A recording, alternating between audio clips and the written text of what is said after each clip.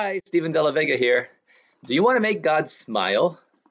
Last time I told the story of how young David beat Goliath. I'm going to tell you more about him. God said David was a man after his own heart, so I think when God thought about David, he smiled. One reason maybe is because he did everything as if he were doing it for God. Everything he did for God. David was the youngest of 8 boys, so he did what the youngest in the family does. I'm sure he had to do what his older brothers used to do before they moved on to more grown-up things.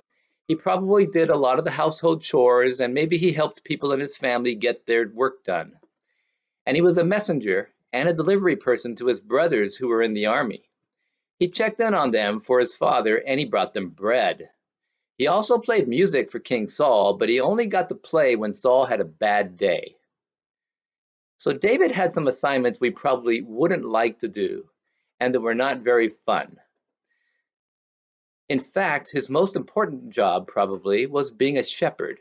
That might sound fun, but shepherds spent most of their days standing and watching each of their sheep. And he had to lead them to where the grass was green and to find water. And you know what? He did all of this without a cell phone. We're spending a lot of time at home these days, and I know that gets boring. But even though David had some pretty humdrum jobs, I don't think he was bored. Listen to what the Bible says about David when he grew older. Psalm 78, verses 70 to 72. God chose his servant David. He took him from the sheep pens. He brought him from tending sheep so that David could be the shepherd of the people of Israel, the people who belonged to the Lord. With unselfish devotion, David became their shepherd. With skill, he guided them. So David worked hard and he did his job well. So when the days get long and you wish you could do something more fun, think about working really hard for God.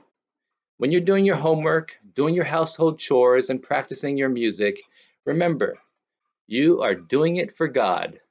Let me read a couple of more Bible verses. Colossians 3:23 to 24.